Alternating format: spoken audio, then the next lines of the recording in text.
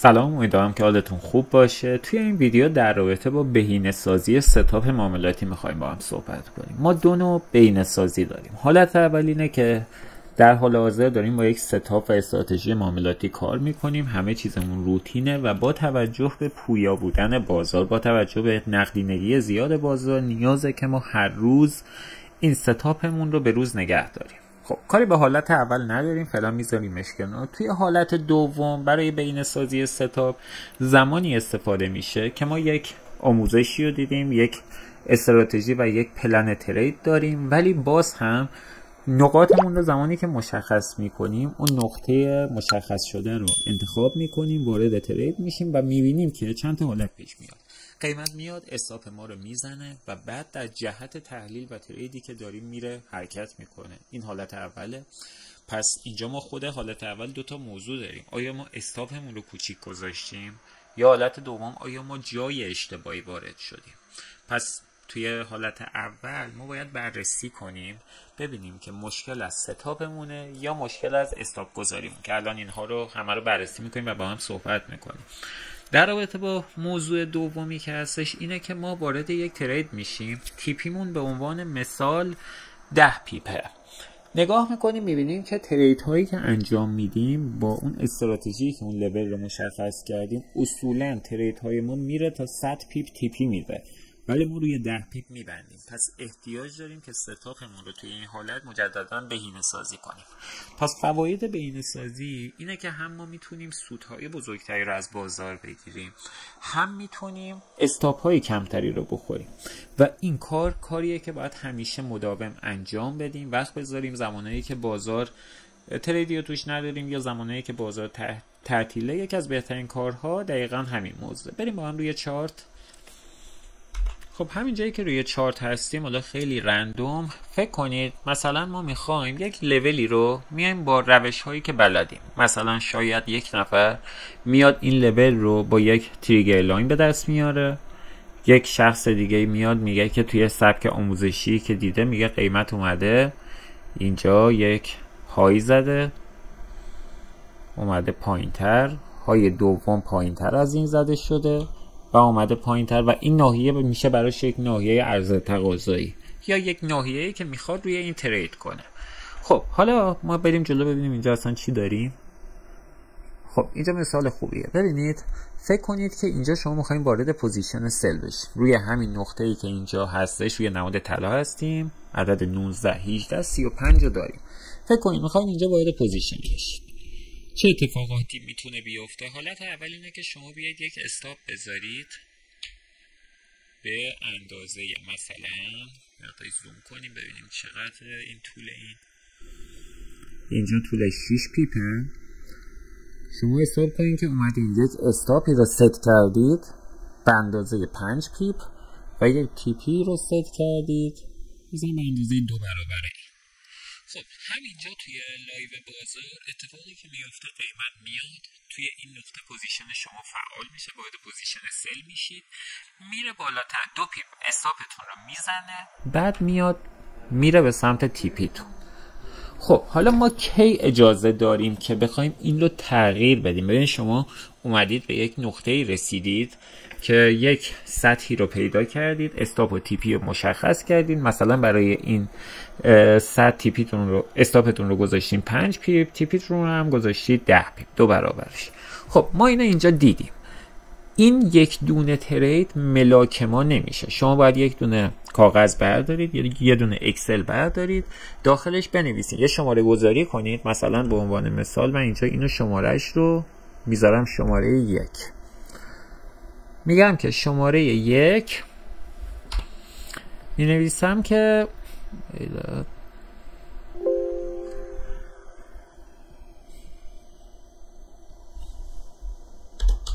شماره 1 ورود درست بود ولی استاپ لاس 2 پیپ باید بالاتر میذاشتیمش، 2 پیپ بالاتر درست بود. پس این میشه شماره 1 من. خب میریم سراغ پوزیشن بعدی. یعنی شما میایید اینو میذارید کنار، میایم اینو من پاکش کنم، مجددا میایم یک سطح پیدا میکنیم. اینجا تاریخ که 24/8 همینجا مثلا اینجا با همون سبک و سیاقتون مجددا حالا من یه مقداری با سبک و سیاق خودم هم دارم لول ها رو مشخص کنم. اینجا این گره معاملاتی میشه ورود ما. میایم روی این گره معاملاتی، چیزی که مد نظرمون هستش مجددا یک استاپ میذاریم، همون استاپی که مد نظرمون هستش، و یک تیپی میذاریم 2 برابر اون. بریم جلو ببینیم چه اتفاقی افتاد. میبینیم که اینجا هم قیمت اومده استاپ ما رو زده و تیپی ما رو مجددا داده. یعنی ما اگر روی این نقطه، من اینجا بنویسم سل، ما اگر توی این نقطه وارد پوزیشن سل می شدیم، قیمت می رفت. من این اکسل این بالا بود، ببخشید یه بار دیگه من اینجا رو بگم. ببینید ما اومدیم یک سطح دیگه انتخاب کردیم، مجددا اومدیم همون تیپی استاپ رو براش گذاشتیم و می بینیم که چه اتفاقی افتاده. دوباره قیمت اومده استاپ ما رو زده و در جهت تیپی در جهت ذهنیتی که ما داشتیم رفته و تیپی ما رو داده. پس این میشه چی؟ میشه شماره 2 من دوباره اینو یه شماره میذارم، شماره 2. میام توی اکسلم می نویسم شماره 2. ورودم که درست بوده، ولی مشکلم استاپ لاس مشکل داشته. خب حالا اینجا ببینید ما همین تا زمانی که این رو ببریم بالا یک جامعه آماری بهش دست پیدا میکنیم دیگه. منتها پارامترهایی که باید بررسی کنیم خیلی بیشتر از اینه. ببینید ما توی همین 2 مثالی که هنوز ابتدای ویدیو داریم میریم با هم جلو، 2 نکته خیلی مهم داشتش. نکته ها چی بود؟ اولا این که اینجا ما استاپمون باید 2 پیپ بالاتر می بود. دوما این که ما میتونستیم یک تیپی با همین ستاپی که در آوردیم ما یک تیپی 1/6 بگیریم به عنوان مثال. خب پس شماره 1 به ما یک تیپی 6 برابری میداده. آیا شماره 2 هم همین رو به ما میداده؟ بیایم این رو ببریم. یعنی این 2 تا تیپی، اینجا میشه 4 تا تیپی، اینجا هم میشه 6 تا تیپی. یعنی ما اگر توی این نقطه وارد میشدیم 6 تا تیپی رو داریم. ببینید ما با اون سبکمون، علممون، اون چیزی که بلدیم یک لولی رو پیدا کردیم و لوله تا الان توی 2 تا ترید متوجه شدیم که نقاطمون خیلی درسته، نقاطمون یک کم داره میره استاپامون رو میزنه ولی تیپی های بزرگ میده. خب ما مجددا چه نتیجه‌ای میتونیم روی این موضوع بگیریم؟ این که یزدان، من حالا خودم رو میگم، یزدان تو این لولایی که داری پیدا میکنی میتونی تیپی های خیلی بزرگتری بگیری. یک کم استاپتو بیشتر کن، در عوض تیپیت رو هم 2 برابر بیشتر کن. منتها آیا 2 تا دونه بک تست گرفتن برای من درسته؟ یعنی آیا من میتونم با همین 2 تا ترید یک نتیجه بگیرم؟ قطعا نه. هر چقدر که این تعداد بک تست من بیشتر بشه مطمئناً جامعه آماری درستری رو من خواهم داشت. پس میریم جلو. الان به صورت رندوم، یعنی الان من 4 تا کاملا به صورت رندوم ببریم عقب و یک لولی رو مشخص کنیم، یه لولی که رسیده باشه. الان قیمت روی چنده؟ 2023. اینجا قیمت اومده از اینجا پایین. زوم کنم. اینجا ما یک گره معاملاتی داریم. حالا این گره ما گره خوبی هست یا بدی کاری نداریم. بیشتر چندی پوزیشنش رو داریم نگاه میکنیم، یک لول پیدا میکنیم. لول ذره میشه ناحیه ورودم. خب حالا اینکه دقیقاً کجای این لول بخوایم پیدا کنیم، ترید کنیم، این برمیگرده به سبک و سیاق شما. ولی فعلا مشخصا برای این ترید من اینجا مد نظرمه B32C. خب تیپی و استاپ، اون چیزی که در نظر گرفته بودیم، یک استاپ تقریبا 12 پی پی و یک تیپی 2 برابری. خب یک تیپی 2 برابری اینجا میشه. بریم ببینیم آیا اگر ما الان اینو ترید کنیم سود خواهیم کرد یا ضرر، که متاسفانه نرسید بهش. من برم خیلی عقب‌تر، ببخشید من اینو برم عقب بازار، یه جایی که کاملا رندوم هم باشه راجع بهش صحبت کنیم. رسیدیم به 27.10. بریم عقب‌تر. اینجاها فکر کنم خوبه. این 1952 باید مناسب باشه. خب ما اینجا یک حرکت داریم، یک لول پرایسی داریم. جایی که من مد نظرمه برای ترید کردن این نقطه است. نقطه جذابیه. دوست دارم که اینجا باید یک پوزیشن بای بشم. خب تی پی مون 2 برابر، استاپمون نصفش. آیا من اگر اینجا وارد پوزیشن بای بشم، یعنی ترید شماره 3 ما میشه، این تی پی رو به من میده یا نه؟ هنوز داریم با همون روش اولی نگاه میکنیم که خب این تقریبا اگر که حالا 2 پیپ نرسیده بهش، منتها اگر از این موضوع بگذریم میبینیم که خیلی خوب قیمت توی این حالت اومده نقطه ورودمون رو فعال کرده و رفته تی پی رو داده. ولی بیایم نگاه کنیم بگیم اون دوتا اولیه که ما گذاشتیم 3 تا تی پی داد، یعنی 3 برابر استاپ به ما تی پی داد. آیا این هم همین اتفاق براش میافتاده؟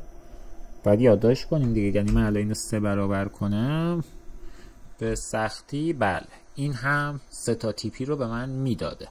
خیلی خوب، من همه اینا رو پاک کنم. این شد شماره 3 من. شماره 3 ما میام مینویسم.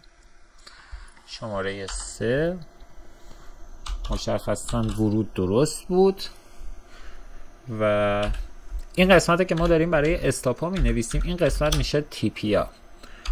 3 برابر تی پی را هم داده. اوکی، بریم و همه اینا رو پاک کنیم.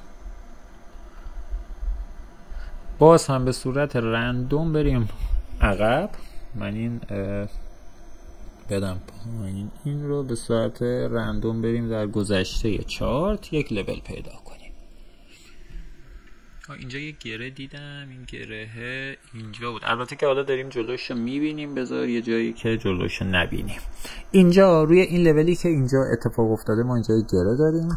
من میخوام که قیمت زمانی که به این ناحیه میرسه یک بای بگیرم. کجا؟ اولین کندل رنگ مخالفمون توی این ناحیه. خب با چه تیپی استاپی؟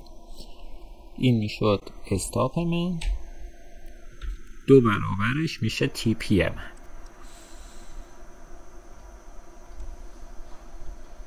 بریم جلو ببینیم آیا این اصلا درسته یا یک اشتباه. متاسفانه دیگه خیلی رفتیم، قیمت نرسیده به این لول. بریم جایی که لول ها رسیده باشن که این شکلی نشه. خیلی خوب، بیایم اینجا ما یک گره معاملاتی خیلی خوب داریم. من حالا دارم با ذهنیت و استراتژی خودم دونه دونه لول ها رو مشخص میکنم، شما هم با استراتژی لول های خودتون میایین مشخصی کنید. خب روی اینجا ورودی که من مد نظرم هستش روی این ناحیه است، عددش میشه 19 15 و ورودم استاپ و تیپی رو براش در نظر میگیرم. قرار شد تیپیم 2 برابر باشه. ما داریم خیلی ساده صحبت میکنیم در رابطه با بهینه‌سازی ستاپ و میخوایم الان به یک نقضی برسیم که راجع به اون نقضه صحبت کنیم. ورودمون، استاپمون، تیپیمون قراره که ما توی این ناحیه وارد یک پوزیشن بای بشیم. بریم ببینیم. خب این هم رسیده. از قضا حالا من دنبال یک مثال نقضم، همشون هم تیپی دادن. خب ببینید الان شماره 4مون که این میشه شماره 4 ما، این همون 2 برابر تیپی رو داده. یعنی زمانی که ما تعداد بک تستامون به یک حدی برسه که بتونیم بهشون اتکا کنیم که دیتامون درسته، اون موقع میایم به خود من میگم که خب یزدان چرا تو باید بیای یه ترید 1 به 2 انجام بدی وقتی که تو داری نقاطی رو پیدا میکنی که میتونی یک ترید 1 به 6 انجام بدی. خب استاپ تو یکم بیشتر کن. دارم راجع به ترید اولمون که دیدید استاپ خورده بود، استاپ رو یه مقداری میتونیم بیشتر کنیم، در عوض تیپی رو هم ببریم بالاتر. پس فعلا این نتیجه گیری از این 4 تا زمانی که بتونیم به عدد 100 تا برسیم. بیایم اینجا بریم تایم 1 دقیقه خورده برای خودمون. اینجا خوبه، اتفاقا اینجا خیلی جالبه، اینجایی که استاپ خورده رو بیاریم. اینجا ما یه گره معاملاتی داریم، مثلا همینجا هم مشخصا یه گره معاملاتی داریم. اینجا میخوایم وارد پوزیشن بای بشیم با تی پی و استاپ 1 به 2. این یک،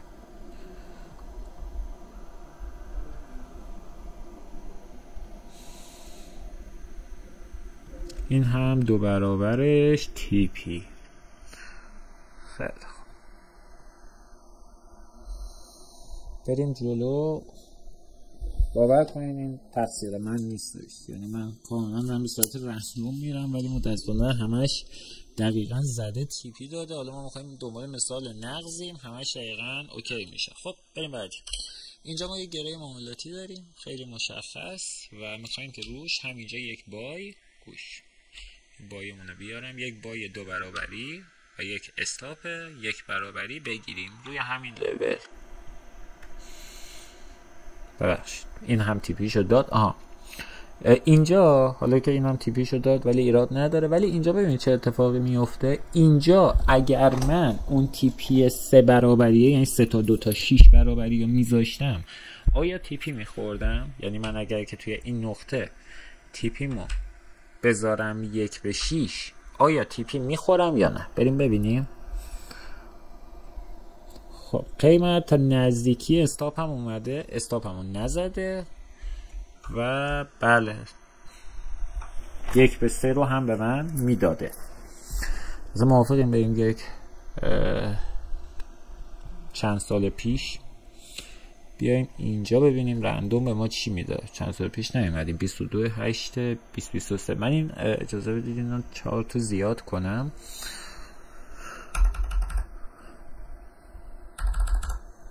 اوکی خب خود 4 تا بیشتر کردم، 4 تامون کم بود.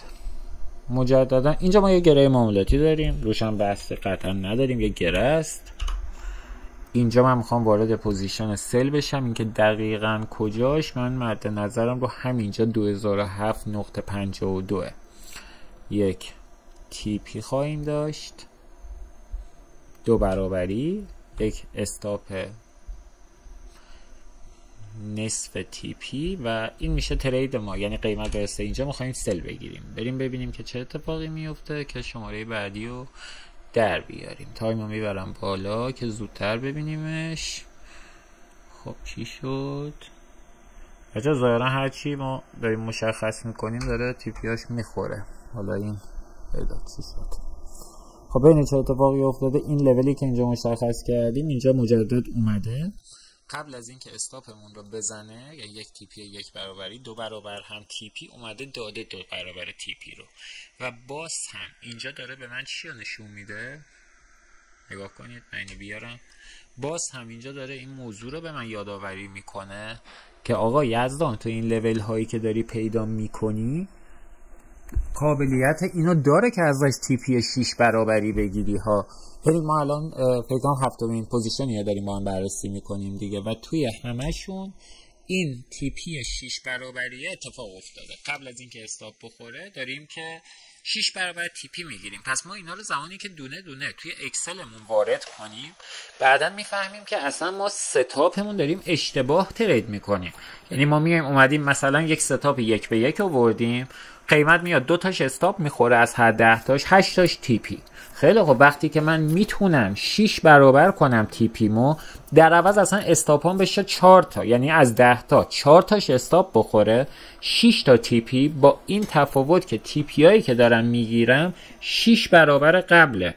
یعنی با یک حساب کتاب خیلی ساده بخوام بهتون بگم، یعنی با تعداد 10 تا تیپی با همین سبکی که الان داریم کار میکنیم توی درصد فیکس، به جای اینکه مثلا ما در تقریبا در هفته اگر بخوایم $1000 بگیریم، میتونیم وقتی تیپی 6 برابر میکنیم تقریبا یه چیزی نزدیک 4500 تا 5000 تا بگیریم، چون از اون طرف 4 تا استاپ میخوریم، استاپ ها بیشتر میشه ولی تیپی ها به مراتب بالاتر میره. خیلی خوب بریم مجددا من همه رو پاک کنم.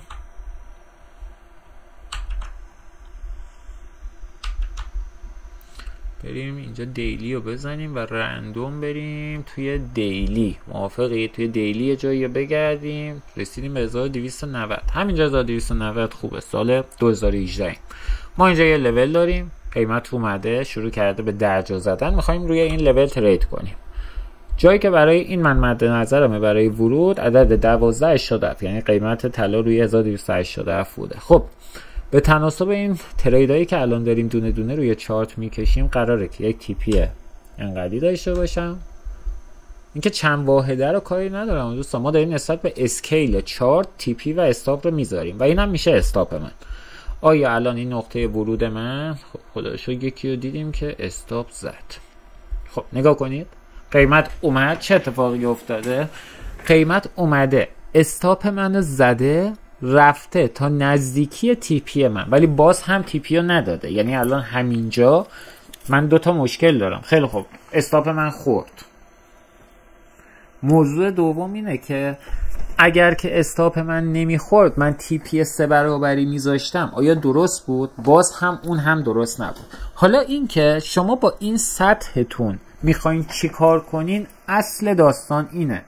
اصل داستان اینه که آقا جان شما الان 90% لول هایی که ما الان مشخص کردیم دقیقاً زده و تی پی داده. آیا به خاطر این یک دونه باید ستاپ همو کلا عوض کنم؟ به هیچ عنوان.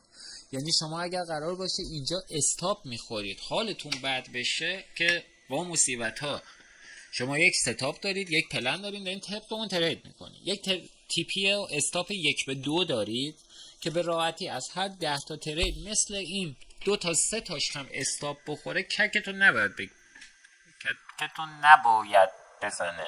چی شد؟ آره بگزه. ببخشید. حالا چیکار کنیم؟ یعنی باید توی اینجور مواقع چیکار کنیم؟ توی اینجور مواقع فقط باید بک تست بگیریم، دونه دونه اینا رو بررسی کنیم، یک دیتای آماری خیلی زیادی رو جمع آوری کنیم، بشینیم بنویسیم، بعد از روش نتیجه گیری کنیم. پس اینجا یه دونه از پوزیشن های ما استاپ خورد که حالا خود ما توی درصد فیکس و توی حالا آموزش هایی که داریم و میدیم، زمانی که این اتفاق میفته این لول رو ورش نمی کنیم، بعدا مجددا میایم اینو میذاریم استاپمون، اینو میذاریم تی پی مون، یعنی مجددا میایم یک پوزیشن معکوس روش میگیریم که میبینید به راحتی هم اینجا جواب داده، استاپ نزده، رفته و تی پی رو داده. خیلی خب بریم لول بعدی. یه مثال بعدیمون باز هم به صورت رندوم، اصلا این تایم 4 ساعته اومدیم 2021. اینجا همینجا حالا عقب‌تر هم چارت هم نمیره. اینجا ما یک گره معاملاتی داریم. خیلی خب میخوام من روی همین گوش چرا این خط من ببخشید این ایداد. خب از اینجا استفاده میکنیم. ما اینجا یک گره معاملاتی داریم، میخوایم که روی اینجا یک ترید انجام بدیم. ورود اولمون اینجا میشه استاپمون، اینجا 2 برابر استاپمون اینجا اومد پایین میشه تی پی ام. بریم ببینیم چه اتفاقی میفته. خب قیمت اومده، چه ورود خوبی هم بوده. قیمت اومده به محض اینکه ورود ما رو باز کرده پوزیشنمونه، ما اینجا سل لیمیت میگیریم دیگه بچه‌ها. ببینید ما اینجا یه اوردر سل ست کردیم، قیمت اومده ورود ما رو باز کرده، دقیقاً تی پی رو داده، تی پی مونه که داده دیگه رفته. این الان نقض اون 2 ستای اولیه که میگه آقا اینو نخوای تی پی تا 3 برابر کنی ها. منتها یه مورده، با قبلی 2 مورد. آیا ما باید این کارو بکنیم یا نه؟ هنوز نمیتونیم نتیجه بگیریم که آیا ما باید تی پی مون رو 6 برابر بکنیم یا نه. 3 برابر یعنی 3 تا 2 تا 6 برابر انجام بدیم یا نه. قیمت اومده اینجا یک گره معاملاتی ساخته، لولی که مد نظرمون روش ترید کنیم عدد 1824. قیمت از بالا میاد، ما میخوایم بای لیمیت بگیریم، اینجا اوردر ست میکنیم، بریم ببینیم چه اتفاقی افتاد. آها استاپمون خورد. خب قیمت اومده اینجا استاپ ما رو زده و در جهت تحلیلمون هم نرفته. اینجا به خودت برنگردی بگی که من تریدر بدیم که استاپ خوردم. این استاپ دیگه جزئی از این بازاره. اگه بخوای که 100% تریدات تی پی بخوره که دیگه اصلا لازم نیست این کارا رو بکنی. حالا ما توی درصد فیکس میایم چیکار میکنیم؟ زمانی که اینجا استاپ میخوریم برعکس اینو میذاریم اینجا و بعدن دوباره اینجا وارد پوزیشن سل میشیم و کامل تی پی مون داده. ببینید بچه واقعا این به صورت رندوم میریم و خودتون میدونین. حالا یکم شو آف کنیم دیگه، بچه‌ها همه میدونن ما چه آموزشا چه همه چیزا توی لایو بازار، هیچ چیزی رو نمیشینیم بگردیم براش یک الگوی خوشگل پیدا کنیم که بیایم الان توی ویدیو اون خوشگله رو بهتون نشون بدیم. نه اصلا اینجوری نیست، خیلی رو راست و شفاف داریم با هم میریم جلو. خب اینجا بیایم یه لول دیگه پیدا کنیم. اینجا اینجا چه جای خوبیه. قیمت اومده یک الگو رالی بیس دراپ حالا با سبکای RTM اگر علاقه دارید این از اون سبکاست، یا لیبیس تراپ. و RTM میگه که برادر من شما وقتی که میخوای اینجا ترید کنی یکی از بهترین نقاط این بیسیو که داری میبینی گره بعد از شکست این بیس، یعنی میشه این ناحیه. من این ناحیه رو انتخاب میکنم برای تریدم، یک تیپی 2 برابری، یک استاپ نیم برابری. این که تیپی 2 برابری استاپ نیم برابری، اگر اول ویدیو رو نگاه کنین این تیپی استاپ بود 6 پیپ، الان اینجا 60 پیپه. ما داریم نسبت به اسکیل تایم فریممون این 1 به 2 رو میاریم، ما داریم میایم تایم فریم بالاتر ترید میکنیم، قطعا استاپمون و تیپیمون بزرگتر خواهد شد. خیلی خوب، پس اینجا شد ورودمون، این شد استاپم و بریم تیپیمون رو هم بذاریم و ببینیم قیمت اومد تا نزدیکی ورودمون. اینجا استرس، ترس، و به دوستامون زنگ میزنیم که ترید داره میرسه. چقدر بد شد که این تیپیمون رو زد، دوست داشتم این تیپی رو نزنه. تا بهتون یه چیزی رو بگم، قیمت اومدش پوزیشنمون رو باز کرد، اینجا پوزیشنمون رو باز کرد تا نزدیکی استاپ رفت و دقیقاً تیپی ما رو زد. حالا ما چون پیدا نمیشه دیگه فکر کنیم که آقا استاپ ما اینجا بوده، تیپی ما هم اینجا بوده، فکر کنیم دیگه. حالا نشد چیکارش کنیم؟ قیمت اومده رسیده به ناحیه ورودم، من آورده توی سود ولی تیپمو نزده، دوباره رفته بالا و رفته استاپ منو زده در جهت تحلیلم، رفته پایین و تیپی رو داده. چرا؟ خب چیکار کنم؟ دو تا حالت داریم، نمیتونی روی این هیچ تصمیمی بگیری تا جامعه آماری تو کامل کنی. ممکنه که این همینجوری بمونه در آینده توی تریدات، ممکنه که تغییرش بدی و استاپت بزرگ کنی، ولی همین الان توی همین 12-13 تا تریدی که توی این یک روبه داریم با هم انجام میدیم چه اتفاقی افتاد؟ تقریبا همشون تیپی و استاپ درست بود. آیا به خاطر همین یک دونه باید بیام کل سیستم معاملاتیمو به هم بزنم؟ به هیچ عنوان نه. ولی بحث تیپی بزرگتر چیزیه که خیلی جذابه توی کار ما، یعنی باید بشینیم اینو بررسی کنیم که خیلی خب چرا اینجا الان اومده استاپ زده تیپی و 6 برابری رو داده، زمانی که شما 100 تا ترید کردید در 101 توی اکسلتون نوشید میتونید تمام اینا رو تغییر بدید. حتی اگر بخواید به سبک درصد مجددا اینو ترید کنید، زمانی که اینجا استاپ میخورید قیمت زمانی که بره بالا استاپمون رو بذاریم اینجا، ورودمون اینجا توی همین ناحیه بایمون رو داده. خیلی خب بریم باز جلوتر. همینجا همین گره معاملاتی که اصلا اینجا اتفاق افتاده اینجاش، من اینو هم بدم نمیاد یه تریدی کنم، ترید ریسکیه. نها کنیم ما اینجا یه سطح پرایسی داریم، قیمت اومده گره رو ساخته، یه گره تقریبا خوب، تایم فریم بالا هستیم، پس میخوایم الان اینجا یک بای بگیریم، بای لیمیت، این استاپمون یک شماره 1، تیپیمون 2 برابر استاپ. بریم ببینیم، به امید خدا دیگه احتمالا برای این بای با توجه به اینکه 12-13 تا ترید قبلیمون سود شده دیگه اینو میریم یه پولی از یه نفر قرض میگیریم گنده که اینجا یه ترید بکنیم میلیاردر شیم. برو ببینیم آیا این ترید ما رو میلیاردر میکنه یا به خاک و خون میکشونه ما رو. از قضا تریدمون تیپی میخوره و چقدر هم فوق العاده تیپی میخوره. اینجا چی میشیم؟ اینجا دیگه خدا رو بنده نیستیم و میریم به فکر فروش خونه و زمین و ماشین و هر پسندازی که کردیم که بعدا بیاریمش تو بازار و اون تریدی که همه اون پولا رو میاریم ممکنه بزن استاپتون رو کال کنه. خیلی مواظب باشین. حالا یکم سوای شوخی، اینکه روی پلنتون، روی ستاپتون وقت بذارید و طبق پلن استراتژیتون ترید کنید خیلی مهمه. واقعا سعی کنید که خارج از پلنتون هیچ کاری انجام ندید. اصلا این بازار وای میسته بهتون سود میده تا اولین باری که خطا کنی، خارج از چارچوبای خودت ترید کنی. اصلا ذات این بازار این شکلیه. واقعا شما فکر کن یه موجود زنده داره نگاهت میکنه، به محض این که پاتو کج میذاری میزنه پس کلت. خیلی خوب بریم سراغ ادامه کار. یه گره معاملاتی، یه سطح پرایسی خیلی جذاب به سبک درصد و اینجا ما میخوایم قیمت بره بالا، یک سل بگیریم، یک استاپ بذاریم. اینجا عددش چنده بچه؟ این هم سلمون. بریم ببینیم که چه اتفاقی میفته. ای خدا چقدر هم همه تریلامون توی این ویدیو رو سفیدمون کرد.